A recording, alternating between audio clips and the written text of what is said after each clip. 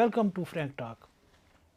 Pakistan and US have concluded a 2-day counter-terrorism dialogue between them, and the focus is the threats arising out of a neighboring country, Afghanistan.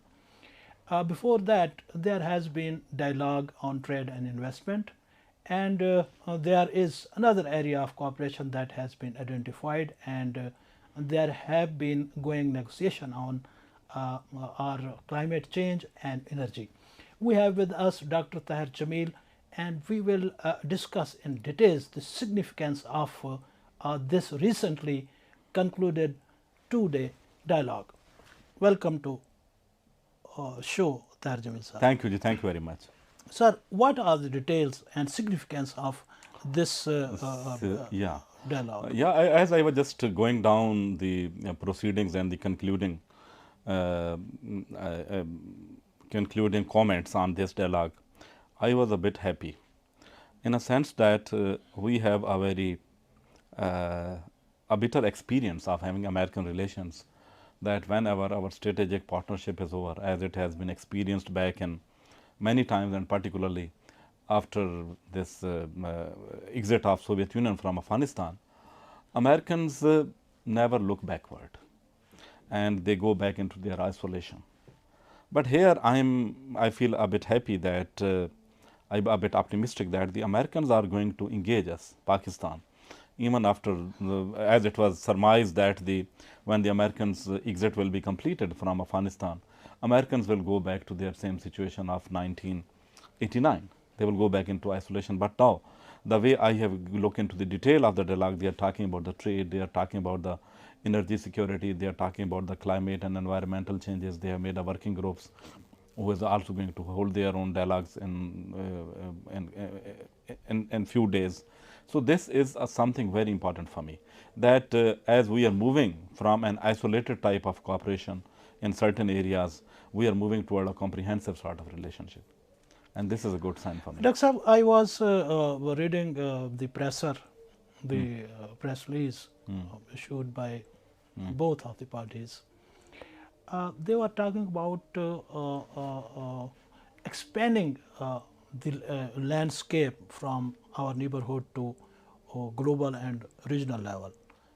I was a little bit surprised that the area of cooperation has increased basically. America is taking things in wider context and at regional and global level. What do you understand? The way they are looking into this terrorism, as they are going to cooperate in this counter-terrorism regime at the regional level, at the global level. But I think first of all we have to understand the dynamics of terrorism. It is the phenomena that has almost challenged the established state system. And the terrorism has, like the climatic problems have no borders, similarly the terrorism has no borders. And terrorism cannot be countered by a single country with a single objective. If you go back in 2008, the Americans are in a position to try to dictate Pakistan that which type of measures they are going to take in countering terrorism and all these things. But that was a sheer failure, because there we find a complete ignorance of Pakistan problems, and later Pakistan faced a lot of problems because there was a huge terrorism wave, and Pakistan had to suffer a lot in terms of material resources, in terms of human resources.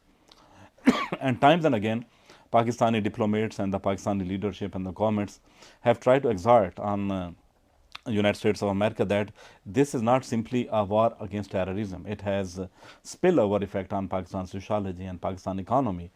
So, but now I think in this dialogue there is some realization of this fact that it is not simply a terrorism or counter-terrorism for the sake of counter-terrorism, that then we have to comprehensively engage Pakistan.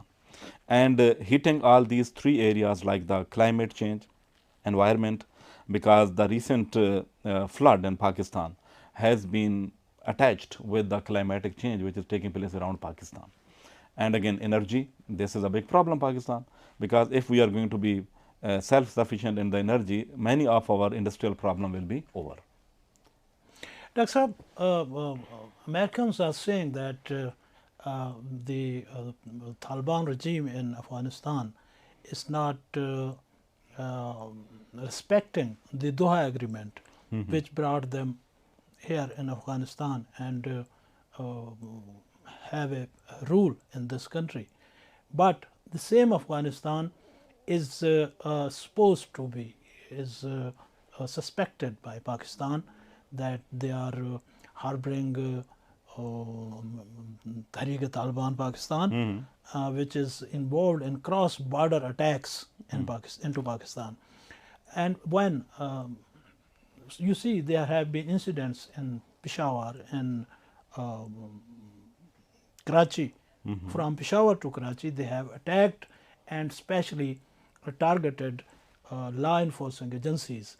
And there were talks in Pakistan that we can go for hot pursuit. And when this situation was raised before American White House spokesperson, he or she said that Pakistan has every right to defend its land. So it has implications. You can read the American man, and then Ned Price said that the attack, the threat to Pakistan is threat to US in the context of Okay, terror. yeah, because That proves your point that Americans have come back. for example, I'm going to tell you that if the terrorism is again going to rise in this area which you are mentioning, in this by Pakistan, by the same forces against whom Americans have launched their war against terrorism, then what will happen? It will create a big complication for American domestic politics. That the politicians who have made the biggest claim, who have spent a lot in the stability of Afghanistan, with again a big claim that now terrorism is over, so we are going to say goodbye to Afghanistan. But what will happen? If the same thing is going to rise again, then they would have no justification before the electorate. Americans always look into the sentiments and the reaction of their electorate. It is going to cost the incumbent government a lot. And moreover, what I have told you in my earlier answer, that the terrorism has turned out to be a complex phenomena. And that's why this global word has been used. Regional as well. Regional and global. I'm just focusing on the global because they are just going to look into a comprehensive sort of relationship in their move against the terrorism. And Americans are looking forward that the Pakistan is going to be one important partner. One thing I'm going to tell you, the only country who have suffered a lot so far because of this terrorism is Pakistan. Pakistan has suffered materially, Pakistan has suffered socially, and the cost of human life was humongous than any other country in this world. Dr. Saab, when the word regional comes, what comes into my mind is India, which is a strategic partner of America. And terrorism is also a big concern for India as well. We can look into these things in a quite mathematical way. We used to have a traditional threat from our eastern border. But so far, I find a status quo type of situation on our eastern border for a long time. The only border that has weakened, the only side which is going to prove like an Achilles heel of Pakistan, that is the western border. So I think so, the immediate threat to Pakistan, because Pakistan has faced the terrorism, the wave of terrorism, it was all because of this western side of the border.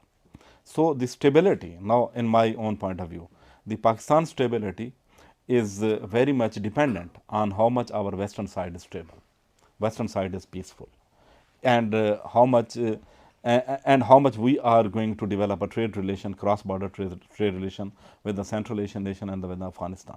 Now, most of the stability of Pakistan is going to depend on the stability of our western side. Dr. Saab, what I was saying that terrorism is a threat to Pakistan as well as to India, as well as to the whole region, basically. You can say that. So far rhetoric is concerned, terrorism is a threat to the whole of the region. But the problem is that the terrorism which Pakistan has faced, it is unprecedented. Will this thing bring India and Pakistan closer as well? I don't. Mediation between on this point, America. I have a I can simply say that the Pakistanis and the Indians cannot come very closer on their own. If there is some arbitration between them, for example, conducted by United States of America, so few area of agreement can easily be carved out. Do you think America is exploring some common ground between India and Pakistan, that's terrorism? No, common ground, there are the many common grounds. For example, democracy. Pakistan is definitely, India is a long surviving stable democracy, but Pakistan is at the same time is a democracy which is aspiring to be a democratic nation in the world. So there are the many common grounds which easily can be through their foresight they can hit those common grounds. So right now in this dialogue, I found the major problem which Americans have realized regarding Pakistan is the threat which Pakistan is facing because of terrorism from our western side, and also our economic problem, our energy problem, TIFA, you can simply say that. So Americans seems to be more interested. After this round of confidence building measures, that how Americans are going to engage whole of this region, including India, including China and other countries, that would be, I think, we will look into a future, that how the things are going to be shaped. But I think right now, this very realization on the part of the America is that they are not going to leave Pakistan isolated and to deal with its problem on its own. And there is a sense of ownership among the Americans that they have a strong realization of Pakistan's problem. Dr. Saab, they are talking about as a part of counter-terrorism measure, terror financing as well. And you see, it has been an issue since long. What are its implications? Yeah, terror financing, because that's why we should remain in the grey list. Now we have come out of that grey list. So it's mean we have taken some confidence building measures who have won the confidence of the international institutions and the international stakeholders. That's why we have came out of the grey list, and now we are in the white list. So definitely terror financing was there. But in this terror financing, I think the Pakistan profile is better than other countries. Yeah. You look into the FATF. Okay, Dr. Saab, to take a longer picture, Pakistan undertook military operations against TTP and its affiliates, and we say that we have wiped them out, and they are taking refuge in Afghanistan. But the Afghan regime says that your terrorism is homegrown. Simply, this is a complicated, this is again a chicken egg game. For example, here we look into this concept of sanctuary, and we have to look into the dynamics of this region.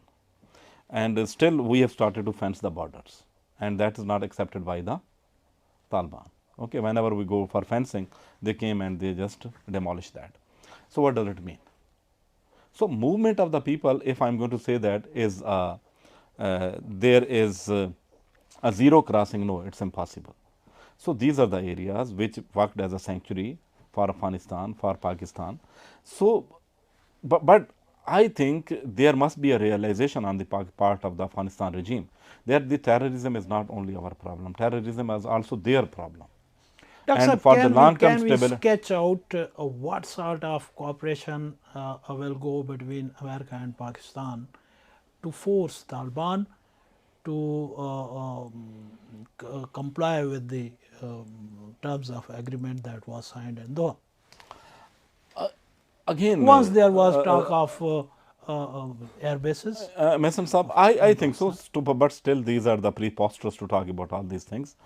But my own contention is that on one side it's okay, Americans are pressing over the Taliban regime that they should comply with the agreements, comply with all the sections and the clauses of the agreements which they have signed with the Americans.